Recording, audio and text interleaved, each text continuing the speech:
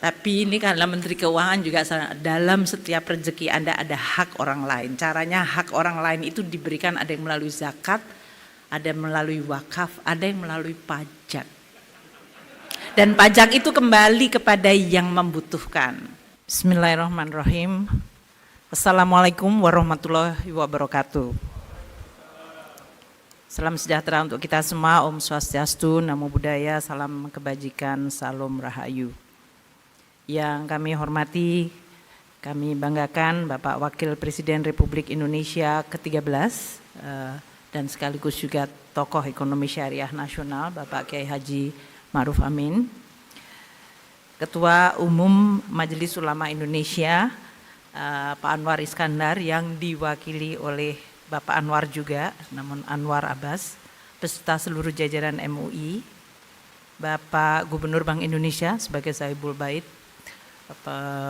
Pak Menteri PPN Kepala Bappenas, Pak Rahmat Pambudi, para pimpinan, para akademisi, para pelaku, dan juga para hadirin sekalian yang berbahagia. Alhamdulillahirrabbilalamin, kita semuanya hari ini atas berkat rahmat dan hidayah Allah Subhanahu wa Ta'ala dapat berkumpul untuk melakukan suatu kegiatan saresehan nasional ekonomi syariah. Sholawat dan salam selalu kita curahkan untuk Rasulullah dan keluarga dan sahabatnya serta umatnya. 80 tahun yang lalu, para pendiri bangsa Indonesia berjuang untuk memerdekakan negeri ini. Mereka mewariskan sebuah cita-cita agar negara yang baru lahir akan menjadi sebuah negara yang mampu menciptakan dan menjaga kedaulatannya, menciptakan keadilan dan kemakmuran. Tadi Pak Anwar Abbas menyampaikan bahwa ekonomi Islam adalah mengenai keadilan dan keberkahan. Jadi Indonesia dari awal cita-citanya adalah sejalan dengan sebuah value yang sangat penting, menciptakan sebuah keadilan dan kesejahteraan bagi semuanya, serta menciptakan kedaulatan atau kemerdekaan bagi mereka yang tertindas. Sampai hari ini nilai-nilai itu tetap relevan. Pada bulan kemerdekaan, beberapa hari lagi kita akan memperingati 4 hari lagi kemerdekaan Republik Indonesia yang ke-80. Mari kita semuanya berkumpul di dalam semangat tasyakur dan muhasabah untuk menguatkan ikhtiar kita untuk menjadikan Indonesia sebagai negara yang baldatun thayyibatun warobun ghafur.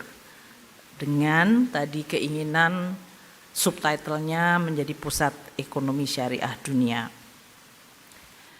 Kita memahami dunia sudah pernah atau terus-menerus merupakan objek dari sebuah sistem ekonomi yang berubah-ubah. Yang dominan hari ini adalah kapitalisme pasar yang mungkin bisa disebut liberal. Sebuah sistem yang memandatkan profit sebagai the ultimate moral value-nya. Dan ini juga menciptakan suatu konsentrasi capital dan kekayaan. Kita melihat banyak implikasi negatif dalam berbagai bentuk ketimpangan, konsentrasi dari kekuatan, baik kekuatan capital yaitu ekonomi dan kekuatan politik pada segelintir manusia. Kalau kita lihat di dalam dunia hari ini, berapa banyak billion and billion itu dicurahkan untuk artificial intelligence development. Ini karena ada konsentrasi capital pada sekelompok kecil dari perusahaan atau orang-orang yang menguasainya. Ini menimbulkan keresahan dunia, bagaimana governance atau tata kelola ekonomi dunia yang akan semakin didominasi oleh konsentrasi kekuasaan kapital di tangan sekelompok kecil. Antitesanya, dulu ada yang muncul manifesto komunis dari Karl Marx dan Friedrich Engels yang memunculkan teori komunisme dan sosialisme, di mana alat-alat produksi tidak dimiliki secara pribadi, tapi dimiliki secara kolektif. Ini juga menimbulkan dampak negatif di dalam bentuk ketiadaan motivasi untuk mencapai yang terbaik karena sama rata dan sama rasa. Di dalam konteks pergulatan ideologi dunia inilah ekonomi Islam muncul dan seharusnya menjadi sebuah inspirasi atau juga sekaligus jalan ketiga, wasatiyah. Sistem yang berlandaskan kepada sebuah etika dan moral yang inklusif, berkeadilan. Namun ini juga menimbulkan suatu pergulatan bagaimana mewujudkannya. Karena kita akan dihadapkan kepada sebuah sistem mekanisme yang sudah sangat established. Juga dari sisi pemikiran strategi untuk memainstreamkannya. Apakah kita berkukuh kepada bentuk ataukah kita akan menggunakan strategi berdasarkan substansi? Ini juga salah satu yang kita diskusikan pada pembahasan di mana para pengurus Ikatan Ahli Ekonomi Islam kita sedang mendiskusikan bagaimana program kerja untuk menciptakan strategi yang tepat.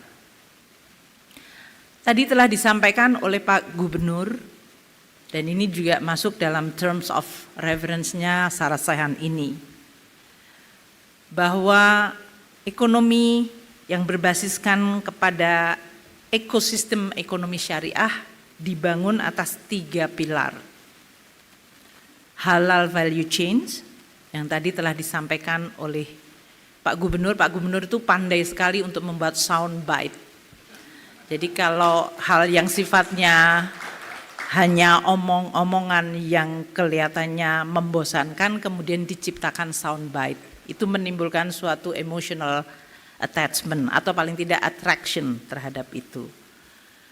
Jadi dari mulai gerbang apa tadi?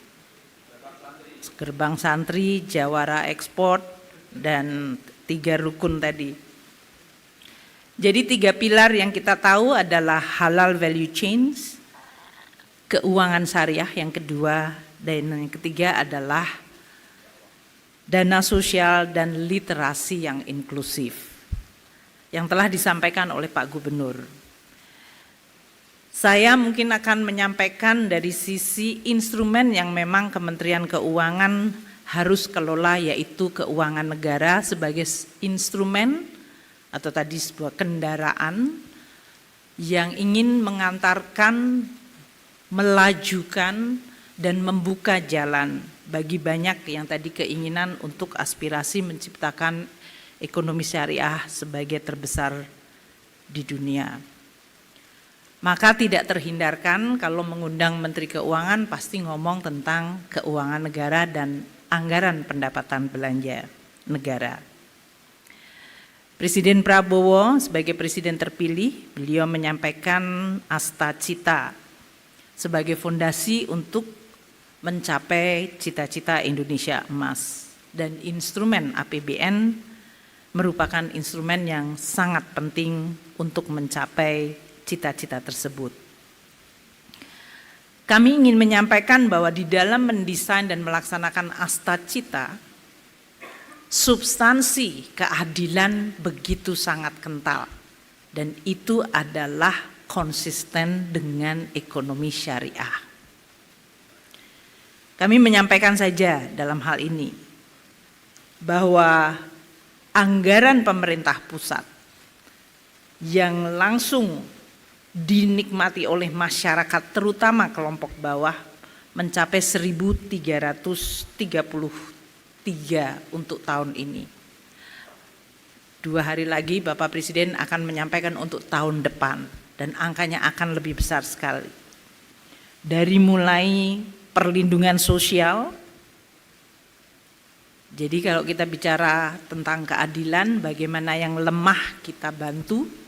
Kalau dalam bahasa syariah itu yang disebut menggunakan zakat, wakaf. Pada dasarnya mereka yang mampu harus menggunakan kemampuannya, karena di dalam setiap rezeki dan harta yang kamu dapatkan ada hak orang lain. Bukan ustazah ya dalam hal ini. Tapi ini karena Menteri Keuangan juga dalam setiap rezeki Anda ada hak orang lain. Caranya hak orang lain itu diberikan, ada yang melalui zakat, ada yang melalui wakaf, ada yang melalui pajak. Dan pajak itu kembali kepada yang membutuhkan. Kami sampaikan 10 juta keluarga tidak mampu diberikan program Keluarga Harapan. Bahkan diberikan tambahan sembako untuk 18 juta keluarga. UMKM yang belum mampu kita berikan akses tadi. Jadi itu adalah akses kapital. Dengan kita tahu kemampuan untuk membayarnya yang terbatas, maka diberikan subsidi terhadap beban biaya dananya. Itu bisa distrukturkan secara syariah. Mereka yang perlu untuk mendapatkan pelayanan kesehatan, mulai dari diagnosa, pelayanan kesehatan gratis, pemeriksaan kesehatan gratis, dan sekarang dibangun akses-akses kesehatan, puskesmas, BKKBN, posyandu, hingga rumah sakit di daerah-daerah yang sekarang di-upgrade sehingga kalau menggunakan Menteri Kesehatan, jangan orang yang terkena serangan jantung tapi di daerah terpencil harus dibawa ke Jakarta, baru jalan 10 kilo sudah dijemput malaikat maut. Takdir mengenai kematian kita nggak pernah tahu, tapi ikhtiar untuk kita memperbaiki masyarakat untuk mendapatkan hak kesehatan itu adalah ikhtiar kita. Pendidikan, Bapak Presiden sekarang sudah mulai membuka sekolah rakyat. Rakyat yang kemarin saya kebetulan datang, dari mulai orang tuanya pemulung, pekerja harian yang tidak memiliki pendapatan, anaknya kemudian mendapatkan sekolah, diasramakan dan mendapatkan pendidikan dengan kualitas yang baik serta bimbingan keagamaan. Itu adalah semuanya tadi hak dari rezeki yang kamu miliki untuk orang lain. Di bidang pertanian dan energi, Presiden juga menyampaikan mengenai ketahanan energi dan pertanian, pangan.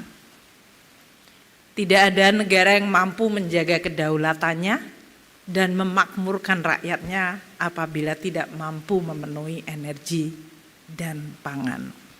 Dari mulai memberikan subsidi pupuk kepada petani yang paling membutuhkan, alsintan, bibit hingga perluasan. Itu yang kami sampaikan sebagai instrumen APBN untuk mewujudkan keadilan. Secara substansi itu adalah ekonomi syariah.